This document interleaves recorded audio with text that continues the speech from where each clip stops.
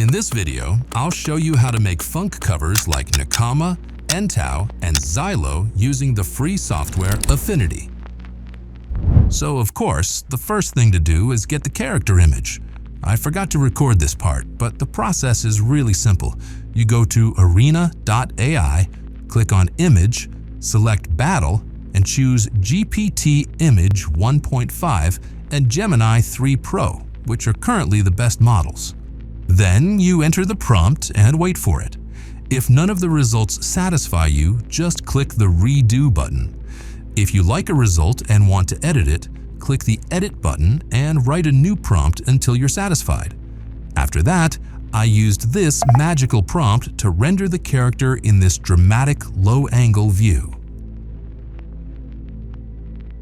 So that's what I got, which looked pretty dope. However, there's still one issue. This image is really small. To enhance its quality, we need to use Topaz. So I went to Topaz Bloom, and honestly, this site is really stupid. Once you click sign up, you can write literally anything and it'll just accept it.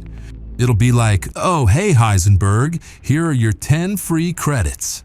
Dropping the image here and selecting low, this is the result we get. Taking this to Affinity, the next step was to remove the background, so that's what I did. Then I proceeded to add the text, and I thought I'd write something fitting for NAKAMA's typical names. What does NAKAMA usually name her songs around?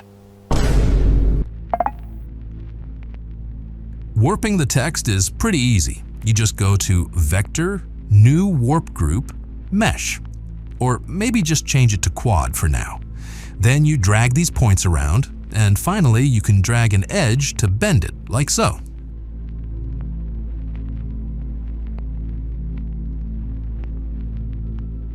Now for the background. Since NAKAMA's backgrounds are usually just color chaos, I decided to mix lots of unrelated images with different blending modes while keeping everything under a black and white adjustment layer.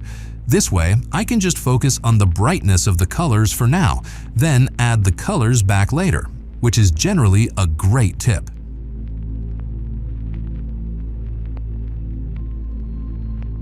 I made a selection around the ground to make it darker. Then it was time to make this text less boring, which we will again use AI for.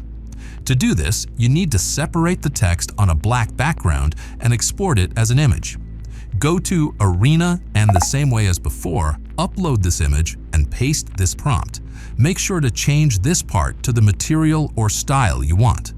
Once I found a good image, I took it to iLoveIMG to upscale it and remove the background while we're at it. Since this is just simple text, Topaz is so overkill for upscaling this. We only need a simple upscaler. Taking this back to Affinity, I hid the original text layer and added an outer shadow layer style to separate it from the background.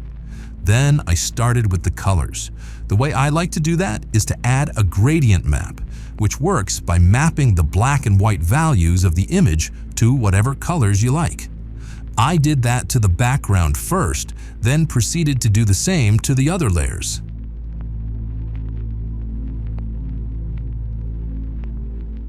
Since I'm pretty stubborn, I used the same method to literally recolor the character from scratch. This meant I had to mask every part of the character and color it.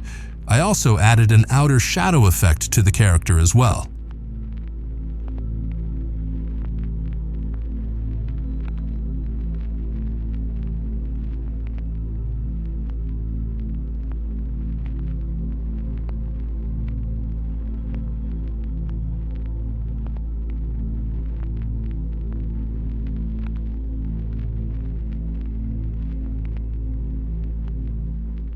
After the coloring is done, there's one more step that will insanely enhance how this image looks: overlays.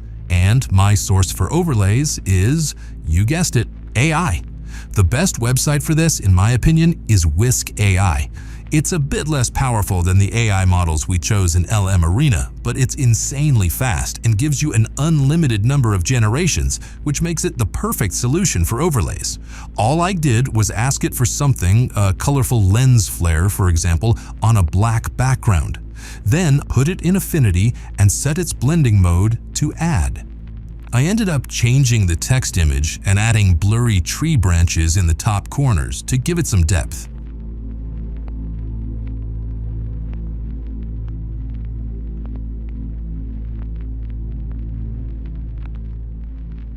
Now comes one of my favorite steps, merging all these layers into a single layer by pressing Shift plus Control plus E, then using the dodge and burn tools to randomly brighten and darken certain areas to break the uniformity of how the image looks. Now this already looks amazing, but it's missing two more overlays that are always used in NAKAMA's covers. The first is the halftone overlay. For this, I found this copyright-free image and switched the blending mode to overlay. The second is this paper texture. I'll leave you download links to a bunch of them. Just add it and set the blending mode to Add. You might want to lower the opacity a bit. And after all this, here is our NAKAMA style cover.